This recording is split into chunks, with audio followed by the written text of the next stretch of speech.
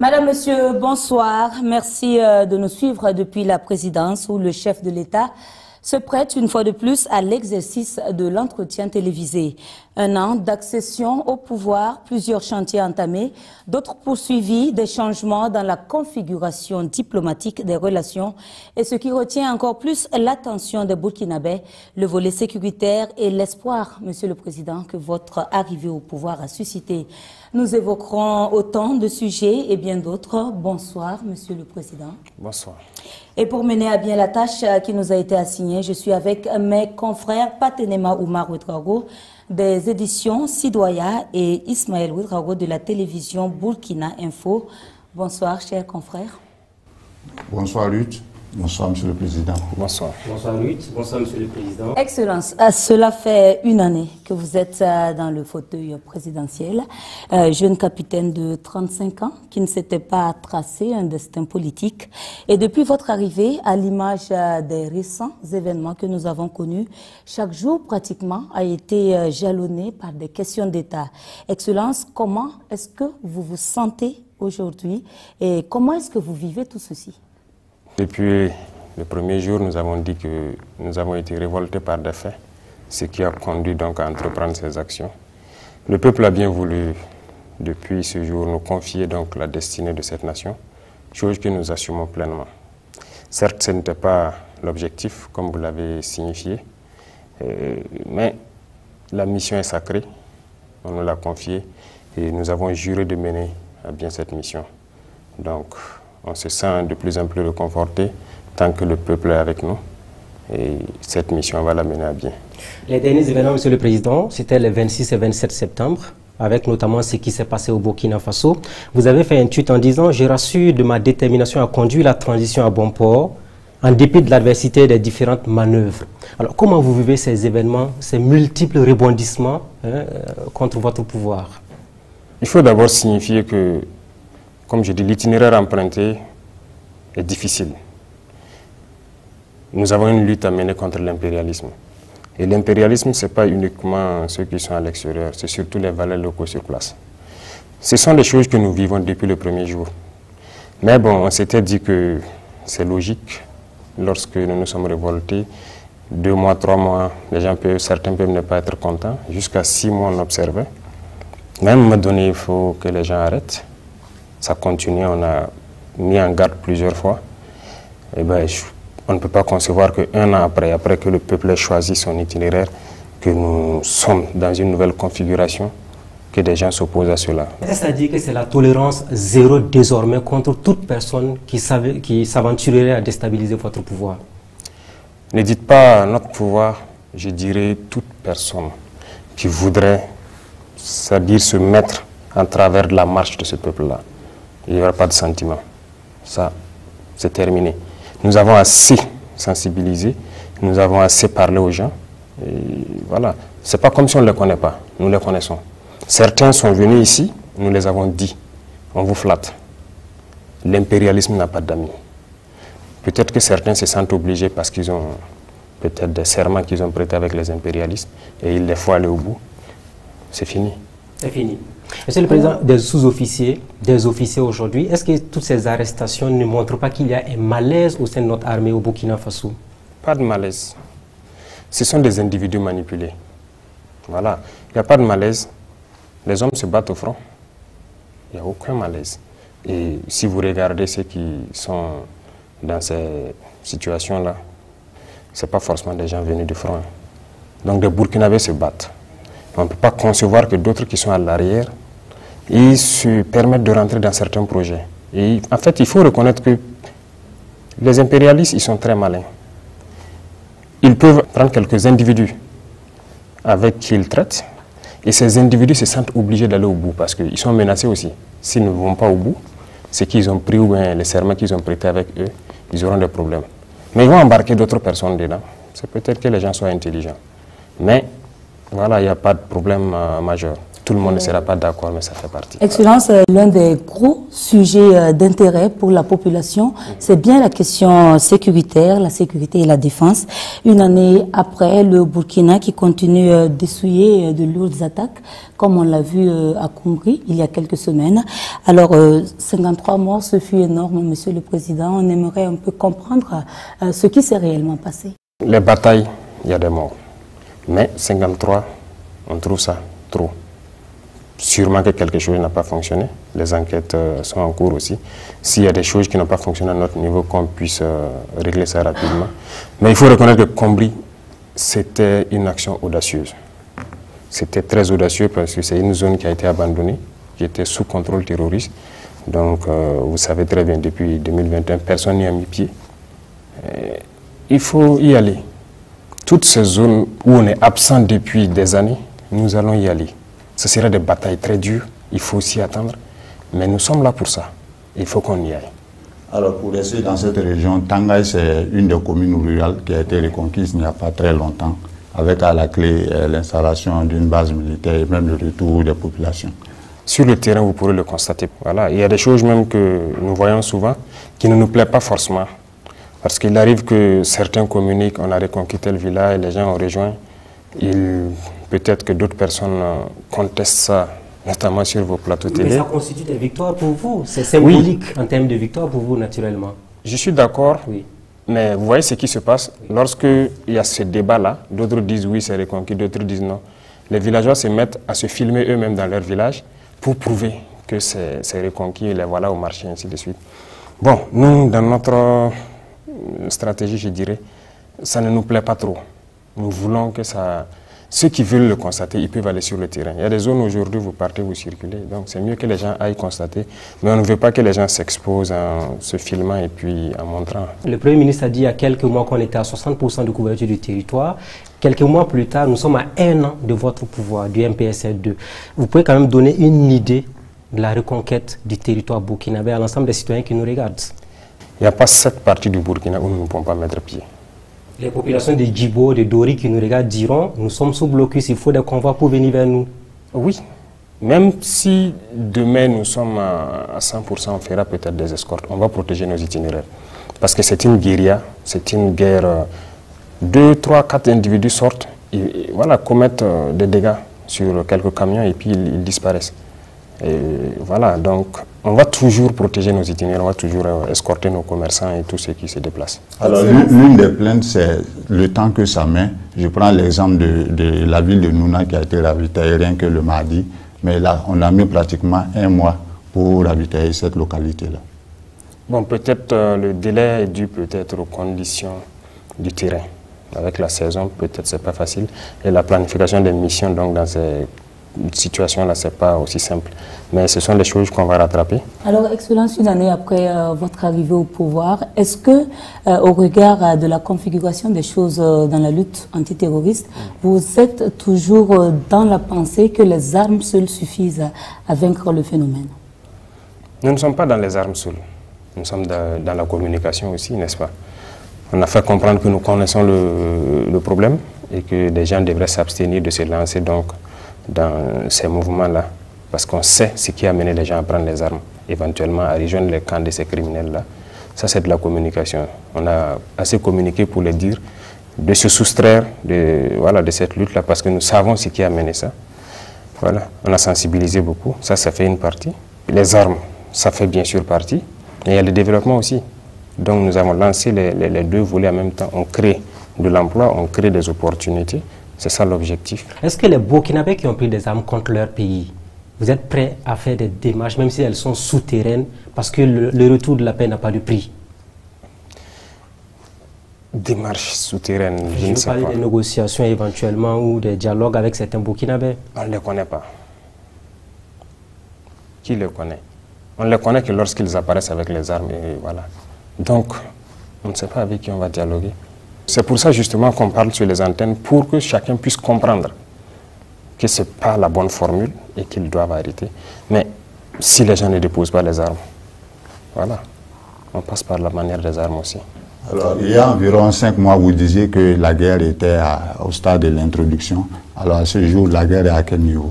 Je dirais qu'on est toujours à l'introduction parce que l'équipement qui doit venir, ça commence un peu. On n'est même pas à 10% d'abord. La guerre n'a pas encore commencé? Nous sommes à l'introduction, comme on l'a dit. Les opérations sont plus aériennes et souvent aéroterrestres. Nous avions beaucoup de soucis. Que ce soit l'effectif, l'organisation, l'équipement, ce n'était pas ça. On se disait qu'il y avait de la logistique, des armes et tout, mais on ne voulait pas nous donner. Mais on est arrivé, on a constaté que ce n'était pas le cas. Il n'y avait rien, les gens n'ont pas préparé la guerre. Pendant que ça fait des années de guerre. La première des choses, c'était de chercher à savoir qu'est-ce qu'il y a dans nos soutes. Il n'y avait rien. Il n'y avait rien. On ne pouvait même pas trouver 200 Kalachnikov en réserve. Pour l'ensemble des territoires burkinabés? Bien sûr. 200 Kalachnikov? Il n'y en avait pas en réserve dans les soutes. Okay. On a envoyé des missions à aller vérifier. Vous pouvez aller, vous êtes des journalistes, allez-y au niveau du matériel, vous les demandez en octobre qu'est-ce qu'il y avait, quelle quantité de munitions il y avait. On ne pouvait pas communiquer. Ce n'était pas nous en son temps qui allons sortir et dire ok, nous on croyait que, mais c'est pas ça, c'est une information qu'on donne aux terroristes. Il fallait s'équiper, être à un niveau. Aujourd'hui, je peux le dire, parce que nous avons au moins 10 000 fois peut-être cette quantité aujourd'hui. Donc, Excellence, quand pourrons-nous véritablement estimer le début de cette guerre? Ça a débuté, comme je l'ai dit, parce qu'il y a eu quand même de l'équipement qui est venu. Nous sommes à l'introduction. Voilà, donc vous avez attendu le développement maintenant? Oui, ne vous en faites pas. Vous ferez partie des grosses missions dans les jours à venir. Avec plaisir, Excellence. Je voudrais qu'on reste là-dessus une fois encore. Vous avez dit au début, c'était des petits problèmes logistiques et de considération de la vie humaine. Est-ce qu'une année après, vous maintenez les mêmes propos? Je dirais même, pire que ça. Parce que nous n'avons pas compris comment on n'a pas pu s'équiper, avoir un minimum pour faire la guerre. On était très surpris de voir qu'on n'avait rien. Même le côté logistique, les gens quittaient, lorsque vous voulez organiser des opérations dans un groupement, vous quittez Kaya ou Bobo pour venir à Ouagadougou. Vous gagnez quelques 5-7 pick-up, vous êtes content, vous repartez, vous faites, et vous venez réintégrer ici. Aujourd'hui, aucun groupement ne vient à la portion centrale pour chercher ses moyens. Ils ont tous leurs moyens, ils font leurs opérations. C'est en un an. N'est-ce pas l'occasion pour vous de faire la lumière sur l'audit au niveau des forces armées? Parce que vous avez dit qu'il n'y avait rien. Tout cet argent qu'on investissait, finalement, dont on parlait, est-ce que vous êtes prêt à faire toute la lumière? Parce qu'il faut quand même faire un audit pour comprendre pourquoi on n'avait pas des armes alors qu'on était en guerre depuis près de 7 ans. Il y a une justice militaire, et il y a même la justice civile. Il y a beaucoup de structures de contrôle. Nous avons donné le temps. Et je pense qu'on est même allé loin. Vous avez vu entretenir une réorganisation dans la justice militaire. Est-ce que vous avez cherché à comprendre ce qui s'est passé? On va même réorganiser parce qu'il y a des dossiers qui sont là-bas. On dit qu'il faut que ça avance vite. Il faut que les Burkinabés sachent ce qui se passe. Les officiers milliardaires en question, vous en avez parlé. Est-ce que vous allez les traquer jusqu'à leur dernier retranchement afin qu'ils rendent au peuple ce qu'ils ont pris indûment? Ce que je souhaite même, ce n'est pas les officiers seulement qui sont fautifs dans cette affaire. Il y a des militaires et il y a des civils. Vous savez très bien. Vous savez qu'il y en a qui ont été découverts, mais est-ce qu'ils ont été jugés? Rien. Allez-y aussi demander à la justice, faites vos enquêtes, demandez-leur quelle est la situation. Parce que je pense que lorsqu'il y a des situations comme ça, il y en a même qui ont...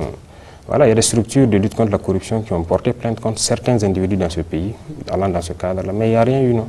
Excellence, on va s'intéresser également à celle au sein de l'armée. C'est un aspect qui vous tient à cœur, mais il y a également un volet important sur la cohésion et l'entente au sein de cette armée.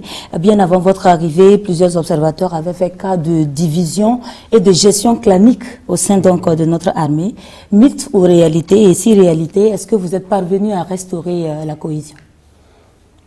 Ce que je vous dis, la question de cohésion, il faut le prendre sur plusieurs angles.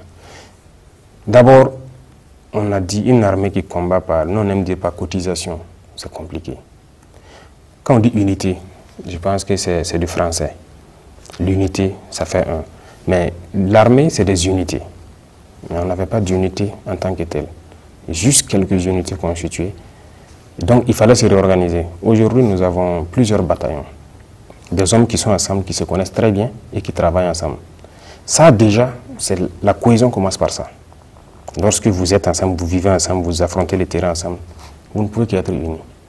Donc nous sommes dans cette phase et tous les combattants sont unis. Ils sont dans des unités et ils sont voilà, en bonne cohésion. Ce que vous entendez un peu par-ci par-là des problèmes de cohésion, je dirais que ce n'est pas des problèmes en tant que tels. Voilà, c'est des individus. Vous savez, il y en a qui ne croient pas du tout qu'on peut aller nous-mêmes.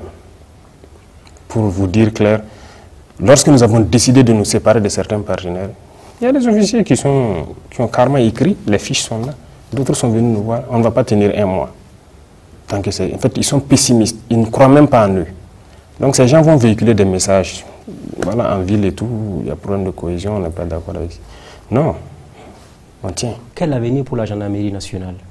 Comme vous êtes là, vous pouvez le dire publiquement devant les citoyens. Elle va exister, il n'y aura pas de projet éventuellement au niveau de la gendarmerie? Qu'est-ce que la gendarmerie a fait de mal? S'il y a des individus à la gendarmerie qui font du mal au peuple, ils vont répondre. Voilà. Si demain c'est toute la gendarmerie, je ne peux pas vous dire aujourd'hui, mais pour l'instant, c'est quelques individus à l'intérieur de la gendarmerie qui sont manipulés. Donc vous le rassurez, la gendarmerie ne sera pas dissoute comme le disent certaines langues. Qui vous a dit ça? Beaucoup de choses se disent. C'est une guerre de communication, c'est une guerre psychologique. Donc, vous savez, les gens sont très intelligents dans le mauvais sens. Voilà, c'est des fuites en avant. Ils s'imaginent ce qu'on va faire si jamais, si jamais, si jamais. Voilà, donc je dirais aux gens de ne pas s'intéresser à ces propos-là. Voilà, on sait ce qui se passe. C'est des gens qui sont intelligents, mais dans le faux montage. Les détachements militaires burkinabés, on en parle, Excellence, parce qu'il y a eu il y a eu des attaques. On a des victoires aussi, c'est la guerre avec des défaites aussi. Quel est le point des détachements militaires actuellement au Burkina Faso? Le point, c'est-à-dire au niveau du maillage du territoire. Oui, les détachements ont toujours existé, mais le maillage, je ne parlerai pas des détachements, c'est le nouveau redécoupage. Nous avons redécoupé en 6 groupements et nous avons souhaité que les groupements soient autonomes. Ce que nous essayons de faire en moyens logistiques, armes, munitions, tout. C'est pourquoi je vous disais tout à l'heure, aujourd'hui un groupement, pour faire ces opérations, n'a pas forcément besoin de venir à l'arrière pour demander quoi que ce soit. Ils ont tout le nécessaire à leur niveau, ils sont autonomes carrément. Sur le côté financier, ils sont vraiment autonomes. Voilà, donc c'est ça le plus important. Et chaque groupement gère les détachements. Ils peuvent déplacer certains détachements ou créer d'autres. C'est eux qui repositionnent pour savoir en fonction des couloirs d'infiltration et tout, où est-ce qu'ils vont se positionner. Excellent. Je vais vous poser une question sur les soldats. Est-ce que vous avez prévu d'améliorer leurs conditions opérationnelles sur le terrain, que ce soit sur le plan matériel, mais sur le plan financier également? Sans vous mentir, moi j'ai un rêve pour le soldat. Et je vais vous dire clairement, ce sont des gens qui se sacrifient pour cette patrie-là. C'est ce qu'on a essayé de faire pour les VDP, améliorer un peu. Vous savez que le soldat aujourd'hui, sa solde indiciaire, ce n'est pas ça. Nous tous, nous sommes soldats. Hein. Et à la retraite, il y a des soucis. Ce sont des choses. On veut faire la guerre, récupérer nos terres et exploiter nos ressources. Et je pense que quand l'économie se portera mieux, on va revoir la condition du soldat. Il faut qu'il vive bien et qu'à sa retraite, il puisse vivre dignement. Voilà, même les questions de logement et tout, on y réfléchit, on a déjà beaucoup de plans. Et pour ce qui concerne également les VDP? Nous avons déjà fait un petit effort. Je pense que les VDP, ils n'étaient pas payés à ce coût-là. Vous étiez à 20 000, vous êtes passé à 60 000 aujourd'hui. Voilà, c'est largement au-delà du SMIC. Et on compte aller plus loin. Voilà, mais je dis, tout dépend de la situation économique du pays. Plus on reconquiert et qu'on arrive à entretenir l'économie, voilà pourquoi je dis les deux vont ensemble. On va améliorer leurs conditions. Les VDP, ce sont des gens, c'est des civils comme vous, qui ont quelques jours de formation, mais ils acceptent d'aller se sacrifier. Mais est-ce que vous avez prévu d'améliorer au moins, parce que les familles des VDP aussi commencent à donner de la voix sur cette question-là? Oui, c'est des réflexions qui sont en cours, même les 10 millions de soldats, c'est des réflexions qui sont en cours. Vous voulez augmenter ça maintenant pour les familles? Pas question d'augmenter, il faut réfléchir à l'emploi. J'ai vu des reportages où les familles se font la bagarre pour ça. Et ce n'est pas intéressant et on connaît aussi beaucoup de familles de soldats tombés qui peinent à pouvoir rentrer parce qu'il y a des conflits. Ça, ce n'est pas intéressant.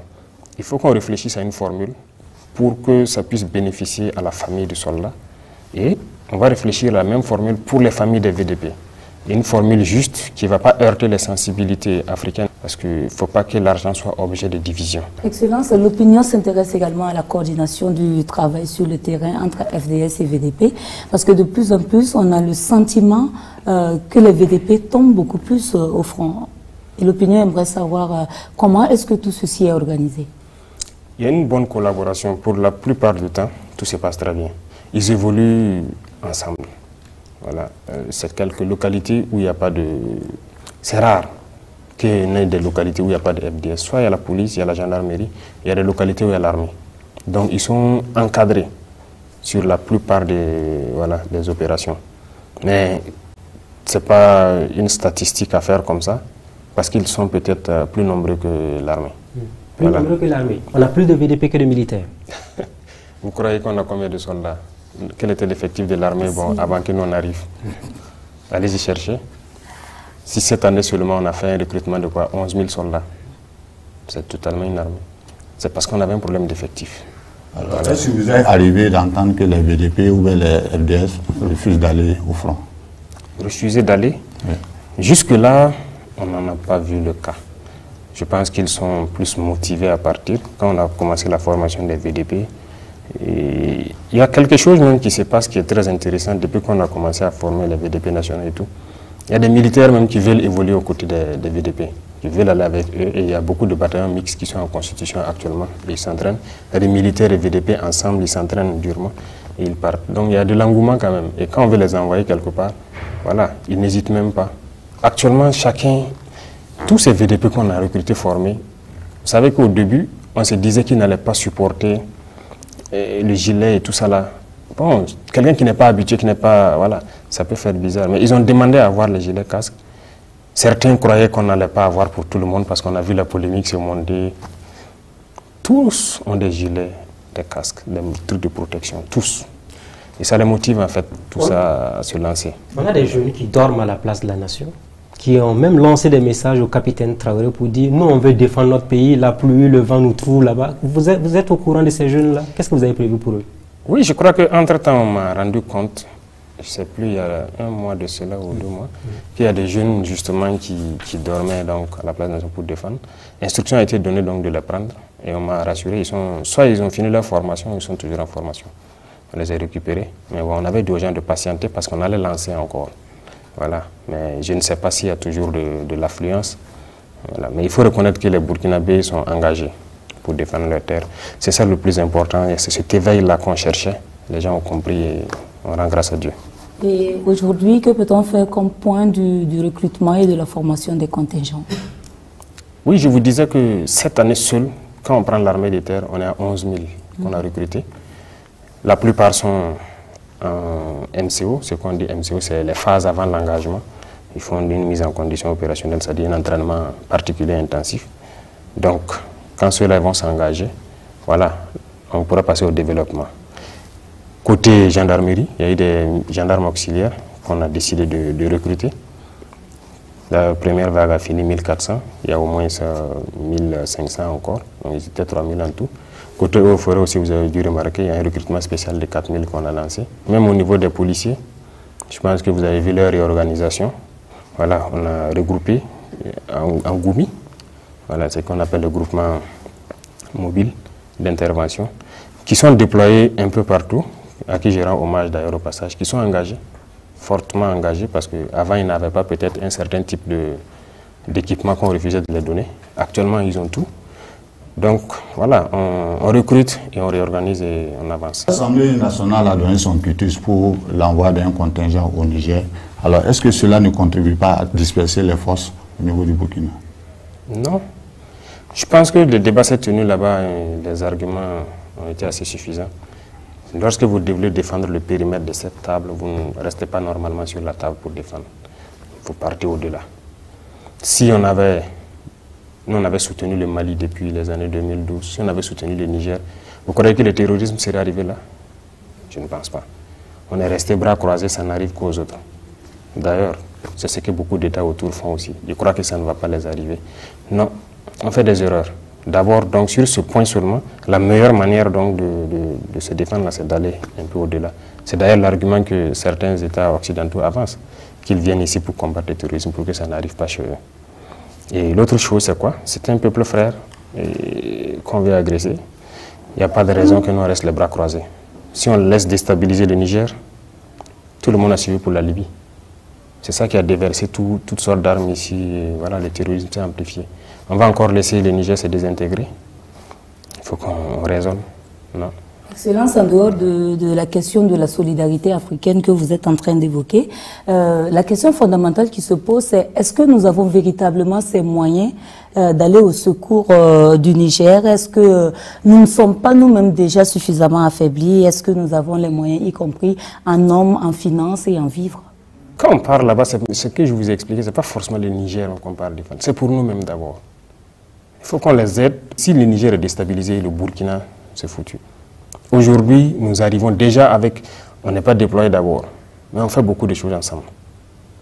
Rien que la semaine passée, les vecteurs aériens ont opéré en parfaite symbiose pour détruire une colonne que les Nigériens ont vu quitter vers chez eux en rentrant chez nous ici. Et nous, nos appareils sont intervenus, leurs appareils sont intervenus, tout a été bien coordonné pour... C'est ça qu'on demande. Et il faut qu'on s'aide comme ça entre pays voisins. Et finalement, qui paiera cette note? Qui paiera? Cette note? Non, ce n'est pas une note particulière.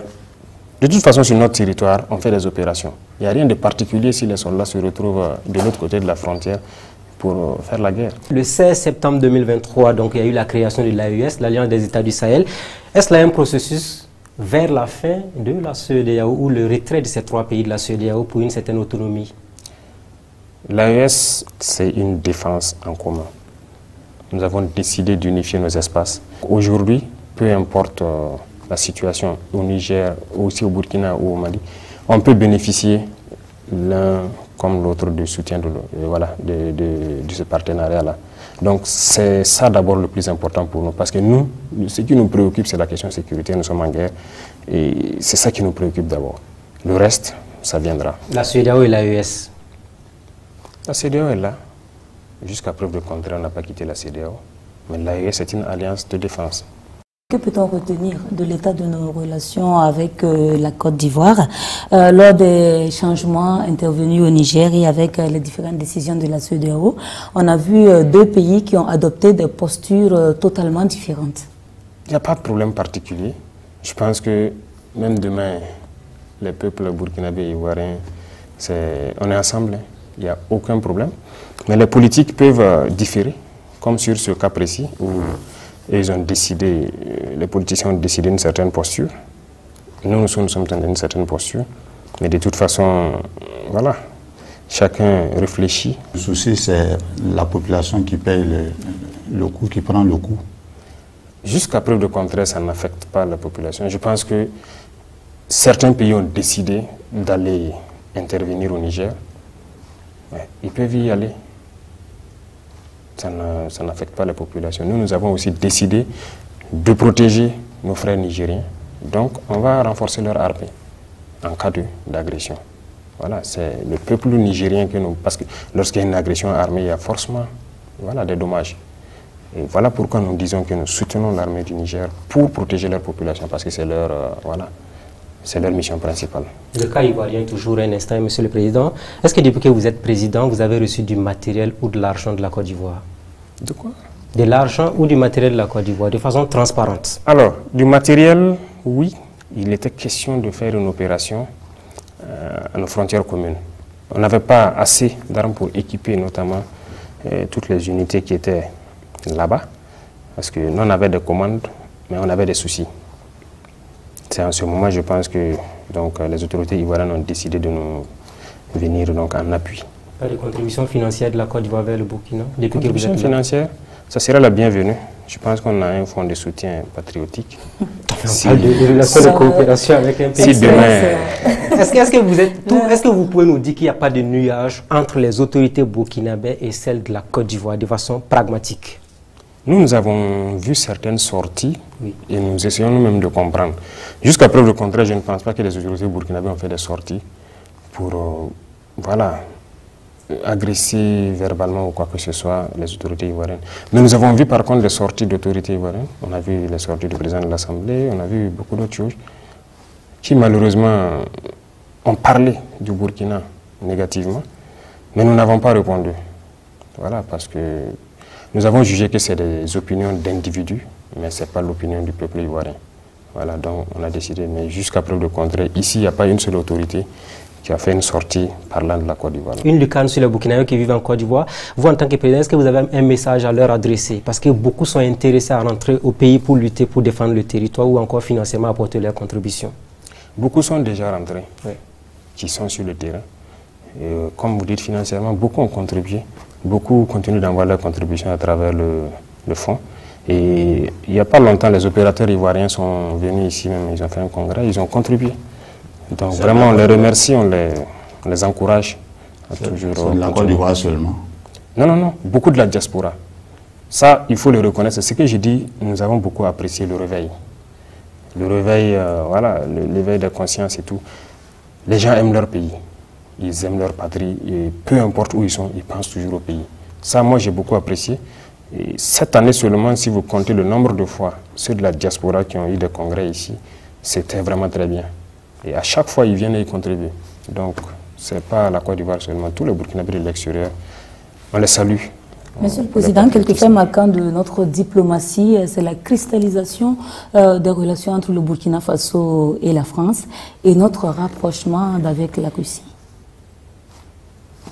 C'est ce que nous sommes en train de travailler véritablement à être autonomes, ou est-ce que nous sommes en train de travailler à nous faire encore chapeauter par un autre maître, entre guillemets?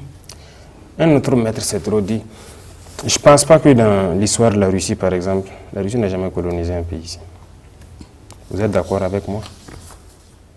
Vous connaissez un seul pays en Afrique ici que la Russie a colonisé? Ou partout ailleurs?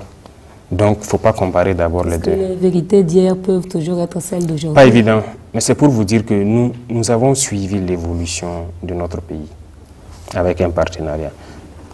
Aujourd'hui, nous sommes dans la guerre, nous avons aussi suivi. On a jugé que ce n'est pas sincère. On arrête. Pourquoi depuis 1960 jusqu'à aujourd'hui, soi-disant indépendance, vous savez bien qu'il y a beaucoup de mots. Ça ne va pas. On produit beaucoup, on a toutes les richesses, mais pourquoi ça ne va pas? Il y a quelque chose qui ne marche pas. Nos matières premières sont exportées. À les transformer, on revient nous vendre encore avec... donc on exporte en quelque sorte nos emplois et toute notre richesse. Sur le plan économique, rien ne va. Sur le plan de défense, on a vu avec la guerre, rien ne va. Pourquoi il faut continuer? On change de partenariat. Qu'est-ce qui garantit que la Russie sera mieux que la France à l'avenir? Les Russes suivent très bien ce qui se passe en Afrique. Et c'est parce qu'ils sont aussi anti-impérialistes que nos esprits, je peux dire nos idées convergent. Voilà. Déjà, quand vous prenez nos équipements ici, la plupart de nos équipements sont russes. La plupart. Ils acceptent de nous vendre tout. Et vous avez vu un équipement, je dirais français peut-être ici? Il n'y en a pas beaucoup. Quelques-uns. Aujourd'hui, dans cette guerre, comme on le dit, cette année, nous avons fait l'expérience. On refuse de nous vendre, par exemple, beaucoup d'États impérialistes refusent de nous vendre ce qu'ils disent, ce qui est létal. Des canons qui se montent sur l'avion, on refuse de nous vendre. Et voilà. Et avec la France, il y a beaucoup de choses qu'on souhaite payer, mais ils ne vont pas nous donner la licence. On ne va pas nous vendre. Et même avec les Américains, on a eu des soucis. Donc, les terroristes doivent avoir une arme, ils nous tirent dessus. Bon, nous, on ne doit pas avoir ce qui tue. C'est des gaz lacrymogènes, c'est autre qu'on peut nous vendre. Je ne sais pas. Si nous sommes en guerre et que nous avons des populations qui meurent, on veut se défendre, et vous refusez de nous vendre ce qui est létal, vous n'êtes pas nos amis. Monsieur le Président, on va parler des réformes politiques et institutionnelles. Alors, à quand la levée de la suspension des activités des partis politiques? La suspension, ce n'est pas de plein gré. Vous avez vu, c'est une question de sécurité d'abord. On ne souhaite pas que les gens commencent des activités politiques et qu'on soit amené à déployer des forces pour sécuriser. Parce que je pense qu'il y a eu le cas dans un pays voisin où des politiciens ont voulu faire une rencontre et des gens sont venus s'en prendre à eux. Voilà. Et ça nous a interpellés. On dit, bon, c'est difficile, nous on veut employer la force à autre chose. Aujourd'hui, je vous disais que beaucoup d'unités sont constituées. Vous voyez pas trop de policiers dans la rue comme ça. Voilà, on est concentré sur la guerre, on ne peut pas encore se partager pour sécuriser beaucoup de... Il y a trop de partis politiques. Est-ce que vous craignez les partis politiques au Burkina Faso? Craindre pourquoi? S'ils reprennent leurs activités avec éventuellement des mobilisations, on n'a pas fini. Non, ça ne craint pas. Je vous dis que C'est le peuple qui décide. Vous êtes sûr qu'il y aura de la mobilisation? Non, ce n'est pas ce qu'on craint. Donc si vous n'êtes pas sûr, pourquoi vous ne les laissez pas reprendre leurs activités sans problème? C'est la question de sécurité, j'ai dit. Si demain on dit à des gens de faire leurs activités et que des gens les agressent, qu'est-ce que vous direz? Les OSC qui mènent des activités à l'image des partis politiques. Les OSC qui mènent des activités comme quelle activité? Il y a des organisations de la société civile qui soutiennent les marches, comment on appelle ça? Les meetings là? Les meetings et autres. Vous êtes sûr que c'est des OSC? C'est le peuple. Parce que quand vous dites OSC, ce sont généralement des gens qui ont peut-être... voilà. Le ressenti général est qu'il y a peut-être du 2 poids 2 mesures. Non, c'est un phénomène spontané. Ce n'est pas forcément une OSC qui organise une activité ou truc. C'est un phénomène spontané. C'est la masse populaire qui a compris et qui soutient. Donc là, c'est autre chose. Ce n'est pas forcément une OSC qui s'est levée pour organiser un événement. De toute façon, on a suspendu pour des mesures de sécurité et au besoin, on analyse la situation, on va lever. Qu'est-ce que vous avez pour intention d'assainir justement cette vie politique-là? Et si oui, comment est-ce que vous comptez procéder? Bien sûr, on va assainir. Je pense qu'il y a la relecture des textes. Et vous trouvez normal même que quand on prend le nombre de partis politiques au Burkina, vous trouvez normal qu'on ait tous les idéologies pour développer le Burkina? On a besoin de 100 000... Vous comptez donc toucher au multipartisme qui a déjà été consacré? Le multipartisme existera. En tout cas, il y aura des conditions pour pouvoir exercer. Et ceux qui rempliront les conditions exercent. Monsieur le Président, il y a des gens qui manifestent tout le temps, qui vous soutiennent. Et s'il y a des gens qui veulent organiser des marches de contestation de votre pouvoir, est-ce que vous allez les laisser faire? Ce n'est pas mon pouvoir, c'est le pouvoir du peuple. C'est vous qui êtes le président? Oui, mais c'est le pouvoir du peuple. C'est le peuple qui a décidé que nous soyons là. Ça, il faut que vous le compreniez. Et si une autre partie du peuple dit on va manifester contre le pouvoir actuel, est-ce que vous êtes prêt à les accepter? À les accepter, ils peuvent manifester. Il n'y a pas de problème. Ils peuvent manifester. D'ailleurs, ceux qui veulent aller au complot, là, c'est une forme de manifestation, non? Voilà, ils peuvent manifester. Ils sont libres. Est-ce que, justement, vous pensez à la question de l'organisation prochaine des élections? Notre pari tient toujours. C'est le rendez-vous de juillet 2024? On n'est pas encore arrivé, donc nous, on espère qu'à la sortie de la saison pluvieuse, là, on puisse avancer sérieusement dans la lutte.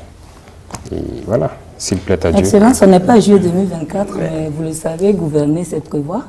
Est-ce que vous envisagez effectivement de respecter cette échéance de la fin de la transition comme ce qui avait été retenu dans la charte? Gouverner, c'est prévoir, très bien. Alors, le premier jour, nous avions fait comprendre aux gens qu'on souhaite juste faire le minimum de temps possible dans cette lutte. Si, par exemple, certains acteurs nous avaient laissé lutter sérieusement, on ne serait même pas à cette étape actuellement. Mais les gens ont décidé de nous rendre la vie dure. Lorsque nous nous sommes rendus qu'il y avait un problème d'équipement, on a commandé beaucoup d'équipements un peu partout. Les pays amis nous ont par exemple envoyé immédiatement nos équipements. Et les pays qui sont encore sous le dictat des impérialistes, ou même qui sont même impérialistes, ont par exemple décidé de bloquer nos équipements. Ça met du retard chez qui? Qui est responsable de ce retard? Et une fois, on nous a dit ici, vous dites qu'il faut qu'on fasse vite pour faire les élections, et c'est vous encore qui bloquez nos équipements, vous ne voulez pas qu'on fasse la guerre. C'est quoi le problème? Qu'est-ce que vous voulez? Mais s'ils répondent à cette question, voilà. Est-ce que vous êtes en train de nous dire que tant qu'il n'y aura pas la sécurité, il n'y aura pas d'élection? Il n'y aura pas d'élection qui va se concentrer uniquement à Ouagaï, à Bobo et quelques villes autour. Il faut que tous les Burkinabés choisissent leur président. Il faut que ceux qui vont postuler puissent aller partout au Burkina. Voilà, aller faire leur campagne et tout. Donc, il faut qu'on assure la sécurité d'abord. On ne peut pas se mettre... Mais pourquoi on est venu? On est venu pour la sécurité, pour que le Burkinabé puisse vivre dignement et tranquillement. Et une fois que ça c'est assuré, les gens pourront circuler librement, aller où ils veulent, faire leur campagne. Et là, permettre à tous les Burkinabés de choisir leur président. C'est ce que nous souhaitons. Donc aller aux élections n'est pas une priorité absolue pour vous pour le moment? Ce n'est pas une priorité, ça je vous le dis clairement. C'est la sécurité qui est la priorité. On parle de réforme politique au Burkina Faso, nouvelle constitution, entre autres, référendum. Est-ce que vous y pensez actuellement? Les textes actuels ne nous permettent pas de pouvoir évoluer sereinement. Parce qu'il y a Qu'est-ce que vous reprochez à cette constitution actuellement? De toute façon, ce que je vous dis dans les jours à venir, la modification partielle, vous allez voir ce que ça concerne. Et on va toucher à un volet. Nous sommes en Afrique. Oui. Peut-être vous ne trouvez pas, nous imaginons par exemple que les différentes confessions au Burkina, les sages, toutes les représentations des différentes ethnies ou tout ça là, vous ne trouvez pas qu'ils puissent donner un avis dans les décisions qui doivent être prises? Parce que cette constitution, c'est uniquement l'avis d'une poignée de personnes éclairées. Mais la masse populaire là, ils ne comprennent pas forcément ce qui se passe. Donc nous souhaitons par exemple faire des ouvertures. Voilà. Et on trouve que ces leaders coutumiers, religieux et tout, ces leaders dans les différentes communautés. Vous envisagez donc d'intégrer certaines approches participatives? Bien sûr. Il faut que les gens puissent, sur certaines décisions importantes, donner des avis. Excellence, on va aussi s'intéresser à la question des libertés fondamentales, notamment avec ce sujet majeur qu'est celui de la justice. Vous savez, au sein de la justice, il y a de très bons acteurs, comme il y a de mauvais acteurs. Et vous le savez très bien. Ce n'est pas moi qui vais vous apprendre aujourd'hui toutes ces affaires qui sont passées. Et il n'y a rien eu. Et vous-même, journalistes, là, il faut que vous vous intéressez à certains sujets. Voilà. Combien de gens ont été dans des erreurs graves, dans des crimes économiques, mais il n'y a rien. Ils ne sont pas poursuivis. L'autre jour, je suivais, il n'y a pas longtemps sur la RTB, par exemple, le débat sur le stade du 4 août. Qu'est-ce qu'il y a? La justice est libre, indépendante. En tout cas, nous n'avons pas dit à quelqu'un de ne pas poursuivre les procédures. Pourquoi ils ne le font pas? Il y a beaucoup de gens qui ont commis des crimes ici, des crimes économiques, qui ont pillé l'argent du peuple, mais qui sont libres. C'est ça qu'on veut régler. Vous vous souvenez, à la rentrée de l'année passée, la rencontre avec le CSM, j'ai dit il faut qu'on change la manière de faire la justice même. Mais il n'y a pas eu de proposition. Il faut que la justice soit pour tout le monde. Voilà moi mon cheval de bataille. La justice doit être pour tout le monde. Il n'y a pas de justice pour des riches, de justice pour des pauvres, non. Vous savez, il y a combien de personnes aujourd'hui en prison qui n'ont pas été jugées? Environ 4000 personnes. Qui sont en détention, certains depuis des années, sans jugement. Vous trouvez ça, c'est normal? La justice vous dira qu'elle n'a pas suffisamment de moyens non plus pour faire le travail. Il y a les moyens. Je suis contre la prison. Ce n'est pas dans nos cultures. En Europe, on fait la prison, on attrape les gens pour quoi que ce soit aller enfermer. Il y a un service social qui s'occupe des choses. Ceux qu'on attrape enfermés ici, qui s'occupent de leur famille. C'est ça le problème. Donc il faut qu'on réforme. On ne peut pas se comparer aux Européens sur ce volet-là. Ils sont loin en avance. On ne peut pas prendre les textes et puis venir appliquer ici. Moi, je suis farouchement contre la prison. C'est pourquoi j'ai dit depuis l'année passée au CSM, je veux qu'on puisse modifier les textes pour que lorsque quelqu'un qui part voler un mouton, ben dans un garage, il a volé un moteur, aller vendre quelque chose. Il cherche, on sait bien qu'il a faim. On part le faire travailler. Il va rembourser ce qu'il a volé. Donc les détenus pourraient être des VDP à l'avenir pour le Burkina Faso. Ils vont travailler. Si dans les prisons, les gens commencent à vous dire, nous voulons aller nous battre pour la nation, vous êtes prêts à libérer ces bras valides-là qui sont dans nos prisons pour aller lutter pour le territoire? Mais ils vont aller, ça dépend de ce qu'il a fait. Si ce n'est pas un criminel. Okay. Parce que j'ai dit la prison, c'est pour ceux qui tuent. C'est-à-dire les criminels. Et quand on dit criminels, il y a les criminels, les tueurs en série. Il y a aussi ceux qui font les gros crimes économiques. C'est des criminels parce que par leur faute, des gens meurent. Eux, il faut la prison. Mais même le crime économique, je suis d'accord pour la prison, mais il doit rembourser ce qu'il a volé d'abord. Aujourd'hui, les gens volent des milliards, on les attrape, on les met en prison. Il accepte purger sa peine, il sort et bouffe ses milliards. Il n'y a rien. Monsieur le Président, on va parler de la radio Omega. C'est vrai que la suspension a été élevée. Alors, est-ce qu'on doit comprendre à travers ce message, ce sophisme, soit vous êtes avec nous, soit vous êtes contre nous? Ce n'est pas ça. Voilà, il ne faut pas prendre ça sur cet angle-là. Les libertés individuelles ne doivent pas primer sur les libertés collectives. Il faut que les gens comprennent ça. Secondo, il faut savoir communiquer. On est en guerre, il faut savoir communiquer. Et il faut pas, soit vous êtes avec la patrie, ou bien vous êtes contre la patrie. Peut-être que d'autres communiquent sans savoir ce qu'ils font. Mais je pense qu'il y a des sessions de formation que je vois souvent, qui sont organisées au profit de vous les journalistes, pour vous mettre dans la communication de guerre. Je pense que chacun doit voir ça. Mais je me dis que les gens font exprès. Sinon, vous suivez les chaînes internationales. Lorsqu'il y a un conflit, vous les suivez et vous savez très bien qu'est-ce que c'est que la communication de guerre. Parce que dans la guerre, généralement, vous prenez parti pour une des parties ou pour l'autre. Donc, pourquoi ici, votre pays est en guerre et vous ne pouvez pas soutenir? Moi, je vous dis que en brousse, il arrive que les hommes suivent tout des médias. Il y a des moments où vous pouvez voir quelqu'un énervé toute la journée parce qu'il a vu quelque chose dans un média. Et vous pouvez voir quelqu'un aussi très content parce qu'il a vu quelque chose d'autre. Donc, il faut savoir communiquer en temps de guerre. Nous sommes actuellement en temps de guerre. Est-ce que vous songez, par exemple, à établir de nouvelles règles de fonctionnement des médias? Et subsidiairement, Monsieur le Président, je voudrais savoir si dans l'ensemble, le durcissement du ton du gouvernement à l'endroit des médias est la signification du fait que vous n'êtes pas satisfait du travail général qui est abattu par ces médias. Pas satisfait, ce que je disais, peut-être par méconnaissance pour certains, mais beaucoup font déjà très bien leur travail. Pourquoi on ne reproche pas à tous les médias? Ce n'est pas à tous les médias qu'on fait des reproches. Je vais vous dire quelque chose. La guerre, c'est quelque chose d'assez bizarre. Lorsque on est combattant sur le terrain et qu'on part dans une bataille, il y a deux situations qui peuvent arriver.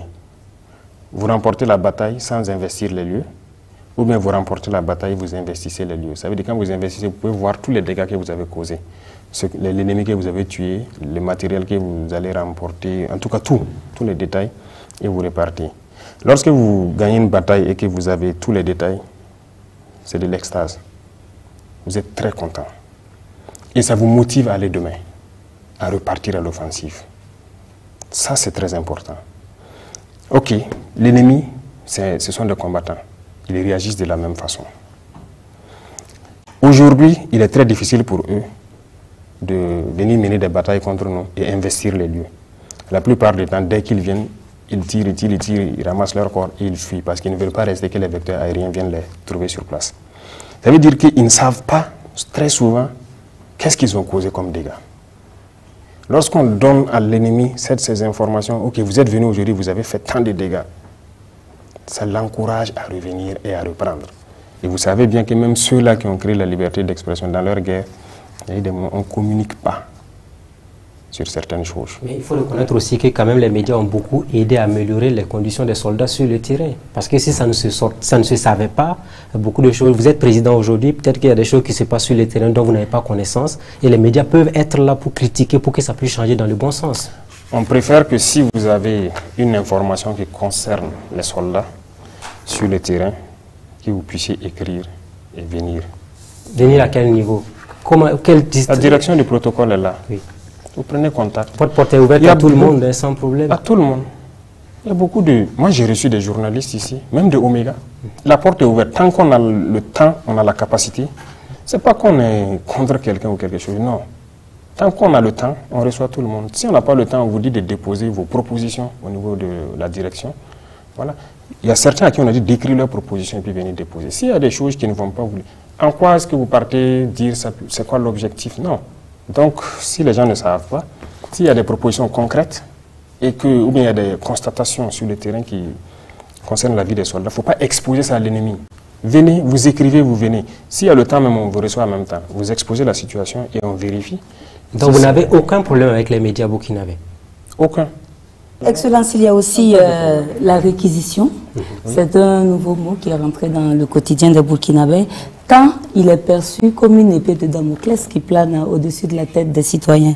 Alors, certains estiment que donc la réquisition est désormais brandie comme une arme de dissuasion. De toute façon, c'est réglementaire, non? La mobilisation générale, la mise en garde, c'est réglementaire. C'est ça? C'est vous qui dites c'est l'état de droit. C'est l'état de droit, c'est réglementaire. Lorsqu'on est en guerre, on peut prendre certaines dispositions. On peut réquisitionner tout le monde. Récemment, on a un anesthésiste réanimateur qu'on a pris, on l'a vu en tenue avec une arme. Est-ce que c'est son rôle d'aller faire la guerre à la place des militaires, par exemple? Parmi les VDP, je vais vous dire qu'il y a des gens, chefs de projet, en tout cas des entrepreneurs, des gens très bien posés. Ça, ce sont des volontaires. J'arrive, qui se battent. Leur rôle premier, ce n'était pas ça. Mais ils ont vu la nation en péril. Ils ont décidé de s'engager. Ça, c'est du patriotisme. Ceux qui n'ont pas ce courage de le faire, encourager donc ceux qui se battent d'une certaine façon. Est-ce que vous parlez de médecins anesthésistes? C'est son travail de critiquer, voilà. Ce qu'il fait là, est-ce que c'est son travail de médecin? Mais c'est un citoyen burkinabé. C'est même pas critiquer, c'est souvent des injures, des débordements. C'est son travail. Vous savez, on respecte tout le monde, il faut respecter aussi les gens. Est-ce que c'est une punition? Voilà. Non, ce n'est pas une punition. Il ira là-bas prouver ce qu'on aurait dû faire. Voilà, il va contribuer. Et puis, les médecins militaires, il y en a. Hein. Ou bien, qui dit qu'il ne peut pas servir là-bas? Voilà pourquoi on tient à ce qu'il soit même entraîné au maniement un peu des armes avant de partir. Donc, sinon, tout le monde peut s'attendre du jour au lendemain à être réquisitionné pour aller au front. S'il le faut, tout le monde ira. On va parler d'économie, relance, création d'emplois et engagement patriotique. Et pour venir à bout de l'idée terroriste, Excellence, vous l'avez dit, il faut de l'argent pour développer le pays aussi. Vous avez donc initié un fonds de soutien patriotique. À ce jour, est-ce que vous êtes satisfait de l'engagement des citoyens? Oui, je suis satisfait, il faut le dire, et c'est à saluer. Les Burkinabés ont accepté de consentir d'énormes sacrifices. Et d'ailleurs, c'est ce que on passe le message souvent aux soldats lorsqu'on passe dans certaines garnisons. Le peuple a accepté de se saigner. Le peuple a accepté. Il y a des taxes qu'on a imposées, il y a voilà, un certain nombre de choses qu'on a dû faire pour pouvoir financer notre gain. Pour les citoyens burkinabés, même s'ils ne parlent pas, la vie chère est là. Les Burkinabés ont accepté volontairement de contribuer. Quand on est parti d'abord sur le fonds de soutien patriotique, au début on avait dit qu'on allait retenir 1%. C'est ça, non? Oui. Il y a des gens qui ont dit que non, ça ne peut pas se faire parce que les fonctionnaires souffrent déjà beaucoup trop, ainsi de suite. On a dit il n'y a pas de problème, c'est volontaire. Dans le volontariat, là, vous savez combien de fonctionnaires sont venus souscrire? D'autres même demandent à ce qu'on prenne plus que 1%. Nous on dit, on rend grâce à Dieu. Et tout ce qu'on a fait, en termes de taxes et autres, les Burkinabés ont accepté. Parce qu'ils ont compris que personne ne viendra financer cette guerre. D'ailleurs, même avec tout ce qu'on récolte, voilà qu'on veut payer, c'est certain, ils bloquent notre argent. Mais il faut qu'on sauve le pays. Et les gens ont compris ça, c'est à saluer. Et nous, on ne peut que remercier ce peuple-là pour avoir compris le sens de notre combat, pour avoir compris l'idéologie que nous développons. Vous allez avoir de nouvelles taxes encore? Est-ce qu'il faut s'attendre à de nouvelles taxes encore au Burkina Faso? Ou bien on s'arrête là pour le moment parce que ça commence à peser un peu sur le panier ménagère. Depuis que les dernières taxes, je ne pense pas qu'il y ait de nouvelles taxes encore. Hein. On observe. Je pense qu'actuellement, on acquiert beaucoup de choses et grâce à ce fonds-là. Donc, ça suffit. Si on veut passer à une autre étape, on tiendra à informer le peuple. On ne va pas faire quelque chose d'assez contraignant sans informer le peuple. Donc, pour l'instant, en tout cas, ça arrive à nous soulager. C'est ce que je vous disais. Aujourd'hui, il n'y a pas cette personne. Je vais vous dire, les combattants là, tout le monde est conscient que ça a changé sur le volet logistique en un laps de temps. Que ce soit l'armée de terre, que ce soit les différents combats, la gendarmerie, la police municipale, les eaux et forêts, les GSP, tous ceux qui n'avaient pas d'armes ont des armes aujourd'hui. Ce sont des corps déjà constitués. Ce sont des corps constitués et qui, quand on prend le cas de la police, pendant longtemps, nous on a suivi toute la guerre là, les armes qu'on appelle les PKMS et autres. Ils ont réclamé ça pendant longtemps. On n'a pas donné. Nous, on a décidé, par exemple, de les doter. On les a dit de se constituer en unité, on va les doter. On les a dotés plus que ça. Mais ils sont sur le terrain, ils le prouvent. On a eu raison. Ça crée de la sécurité dans plusieurs zones qu'ils ont occupées et qu'ils sécurisent. Les eaux et forêts, ils étaient aussi dans leur forêt. On a été interpellés plusieurs fois depuis certains mois. D'autres étaient à 7, à 14, ils ont dit qu'ils ont 2 Kalachnikovs. Aujourd'hui, ils sont tous équipés. Ils rentrent en bourse avec les BDP. Ils sont contents. Ça fait quoi? Ça fait plus de sécurité pour les citoyens. Voilà. Ça, c'est important. Parce que lorsque quelqu'un est en tenue dans une zone assez turbulente et qu'il n'a pas le minimum pour se garder lui-même, c'est compliqué. Donc, voilà pourquoi on a assez misé sur ça. Les équipements, et même la logistique, les moyens roulants et tout. Vraiment, tout ça, c'est au compte du peuple. Ça fait estime également qu'on ne part pas chercher l'argent là où on peut en trouver suffisamment, notamment dans les dossiers de crimes économiques, et aussi au niveau de certains travailleurs qui semblent plus nantis que le commun des travailleurs. On ira chercher où il faut. Concernant les crimes économiques, moi, je vous dis de repartir. Voilà, ceux qui font les unités d'investigation, repartir voir la justice pour qu'ils sortent les dossiers et qu'ils jugent. Et la dette intérieure, parce qu'il y a beaucoup d'entreprises aujourd'hui qui souhaitent qu'on paye la dette intérieure et relancer l'économie. Ça a commencé, je pense qu'il n'y a pas trop de retard. Voilà, le Trésor règle ça, en tout cas au fur et à mesure. Je suis ça. Voilà, c'est vrai, on avait mis un frein à un moment donné parce qu'il fallait vraiment s'équiper. Vous ne savez pas ce qu'on a vécu pendant un temps donné, mais bon, c'est assez compliqué. Quand vous recrutez, par exemple, on a lancé pour les VDP, on fait rentrer 5000 VDP et vous vérifiez pour voir si on peut les équiper tous et vous vous rendez compte qu'il n'y a rien. Qu'est-ce que vous faites? On va les former, les laisser sortir, on va les tuer. Parce que s'ils repartent chez eux, on va les tuer. Il fallait les équiper en urgence. Donc ça fait qu'on a dû bloquer un peu certaines factures au niveau des entreprises pour payer de l'équipement en attendant de mettre en place le fonds. Le fonds est mis en place maintenant, ça fonctionne. Donc je pense que les entreprises, en tout cas beaucoup, sont en train d'être soulagées. Oui, mais certaines entreprises demandent à ce qu'elles soient exonérées de certaines taxes compte tenu de la situation. Exonérées? Non. D'abord, même les taxes que nous on a instituées, la plupart, quand ce soit la boisson ou autre, la téléphonie, ce n'est pas les entreprises, hein. C'est les citoyens qui payent. Pour l'instant, on n'a pas touché une entreprise proprement dite. C'est les citoyens qui payent. Lorsqu'on a augmenté le prix de la boisson, c'est augmenté chez vous aussi, non? Bien sûr. Vous avez mis également en place l'actionnariat populaire en appelant à l'engagement de tous.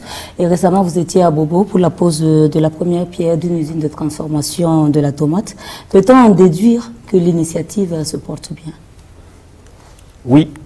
Une fois de plus encore, moi je dis, on rend grâce à Dieu que les gens aient compris l'esprit qui est derrière cette idéologie-là. Les dévanciers ont parlé beaucoup de ça, d'autres ont voulu initier, mais c'est un système qui a été combattu.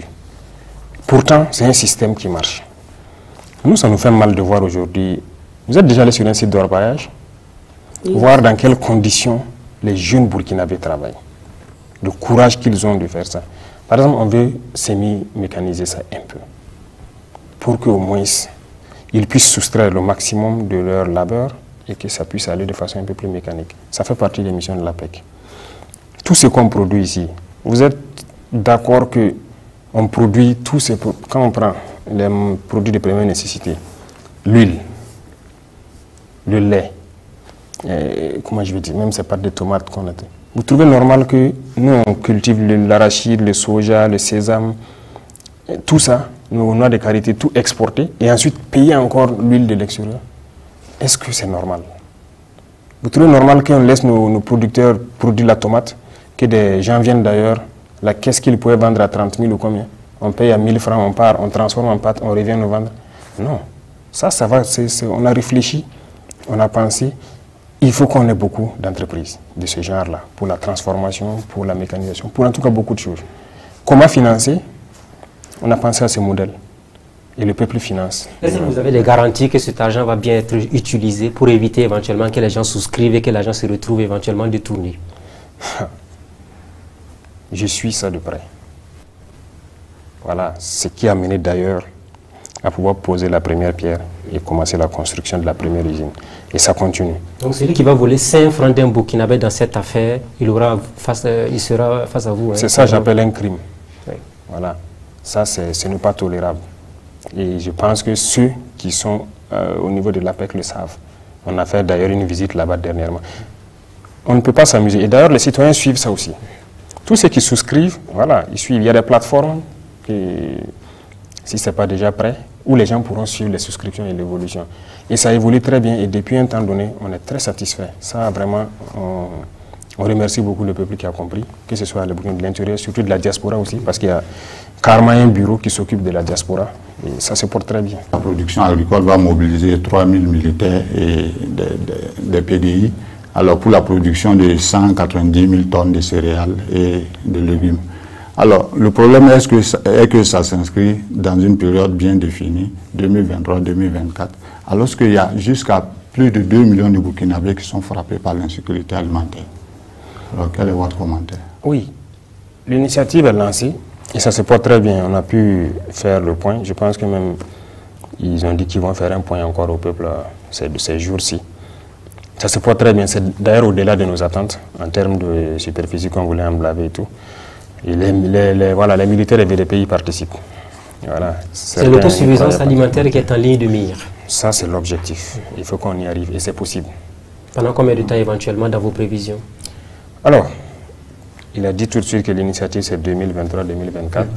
C'est pas exclu que ça y ait extension, mais au niveau du ministère de l'Agriculture, on nous a demandé un travail. Ils nous ont fourni donc dernièrement un document qu'on a autorisé en Conseil des ministres, l'offensive agricole.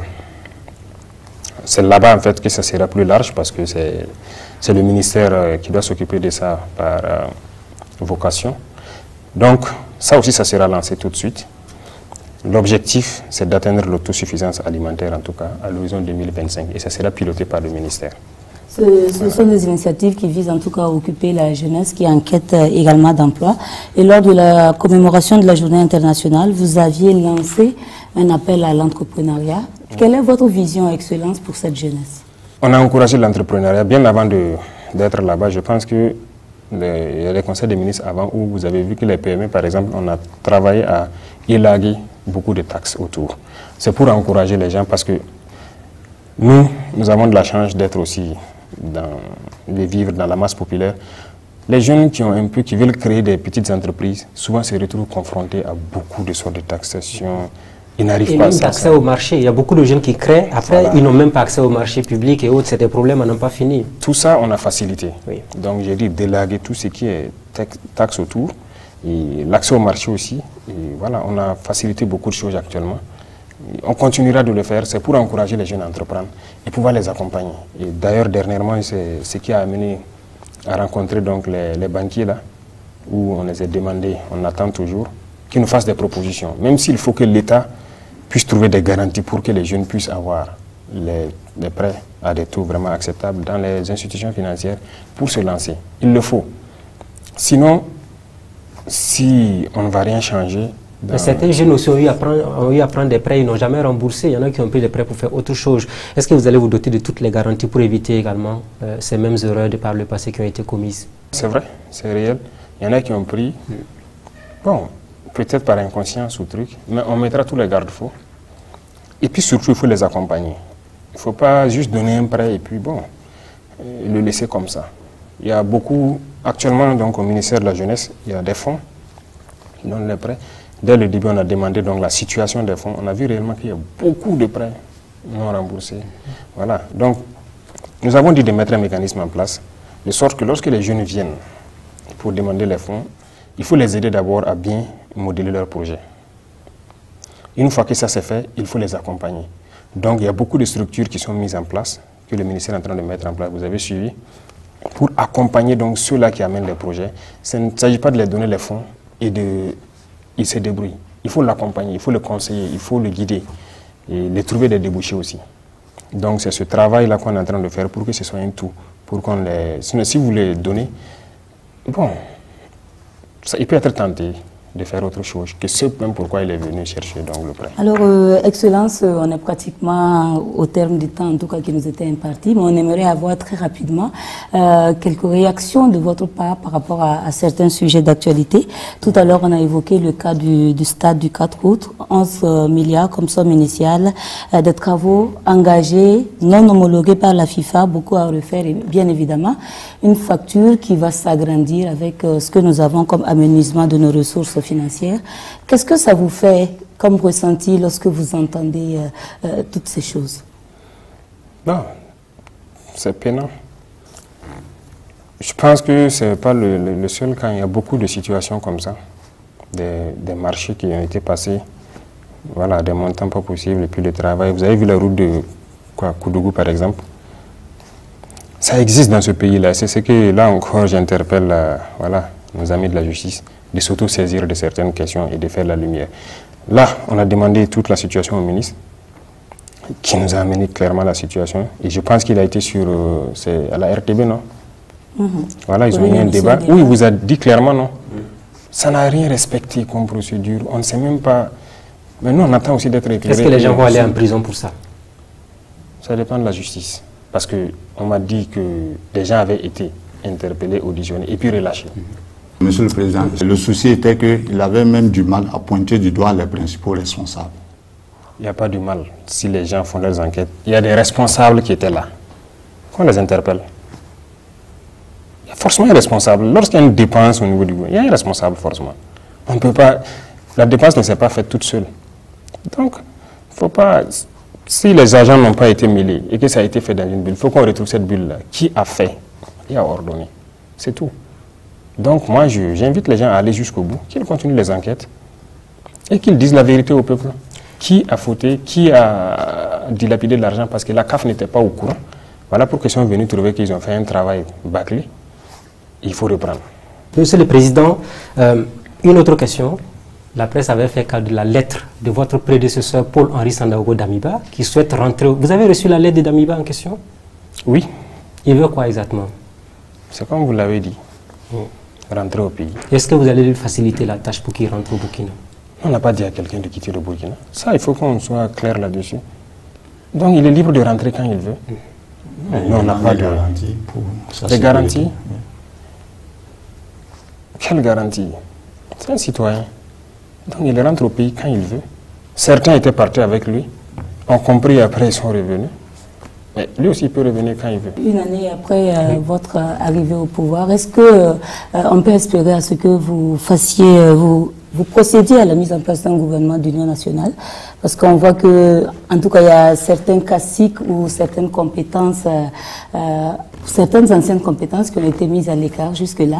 Est-ce qu'on peut espérer que vous élargissiez en tout cas votre choix en matière d'hommes pour vous accompagner dans la gestion de ce pouvoir? Il y a beaucoup de compétences au Burkina. Nous, on les découvre au fur et à mesure. Donc, il n'y a pas une compétence unique. Il y a beaucoup de compétences. Donc, je ne pense pas qu'on doit être figé sur certains individus. Si on doit prendre en compte toutes les compétences, peut-être que chaque semaine, on va changer de gouvernement. Mais un an après, est-ce que vous vous dites c'est bon que j'essaie de revoir mon équipe? Ce n'est pas une histoire de un an.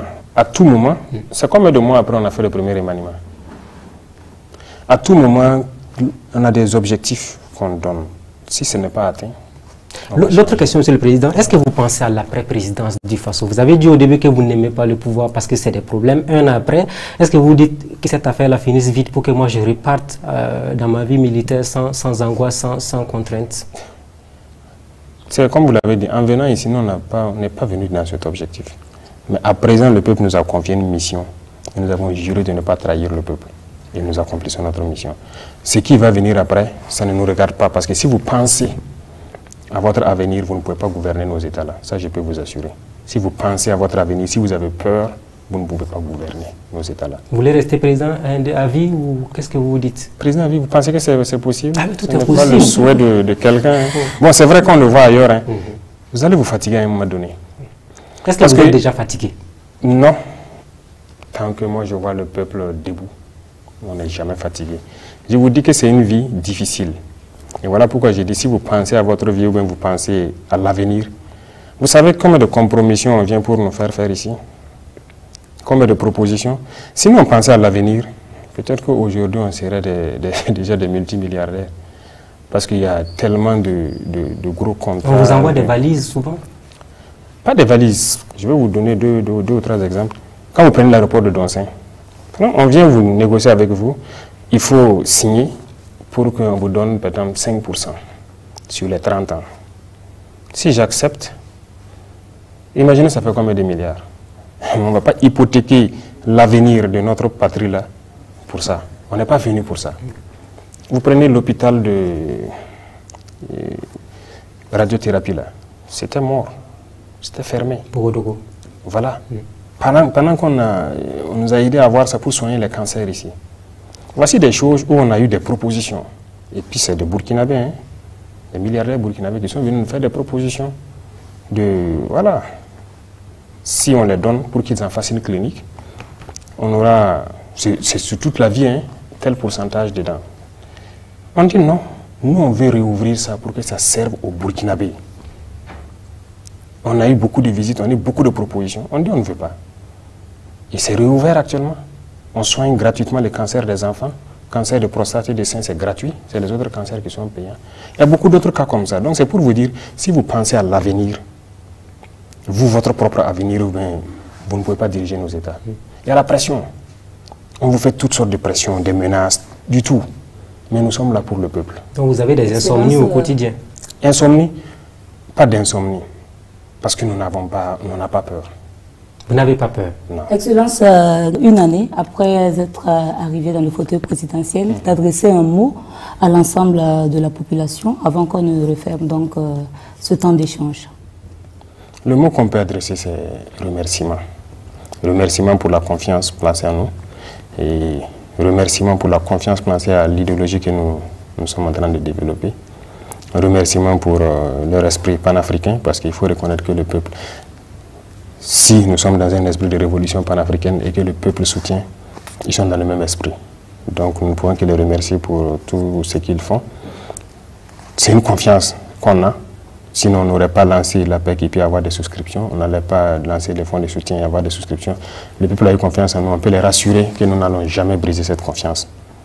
Et on ne peut que les remercier et les demander de rester en veille et surtout de rester à l'écoute des vraies informations qui puissent provenir donc, voilà, de nous. Et parce qu'il y a souvent trop de fausses rumeurs qui peuvent amener les peuples à commettre l'irréparable très souvent. Et donc, ce qu'on peut donner comme conseil, c'est de faire attention aussi à ces réseaux sociaux et qu'on continue à se faire confiance. Lorsqu'il y a une information qui est là, on pourra le leur donner clairement et qu'on puisse avancer sereinement dans la construction de notre patrie là, voilà, avec tout le monde. Merci donc, Excellence, pour cet entretien qui a duré plus d'une heure d'horloge et qui s'est voulu en tout cas sans tabou. Nous espérons que les Burkinabés y ont trouvé réponse à leurs préoccupations. Merci à mes confrères Patenema Ouetraogo des éditions Sidoya et Ismaël Ouetraogo de Burkina Info. Madame, Monsieur, merci de nous avoir suivis et à très bientôt.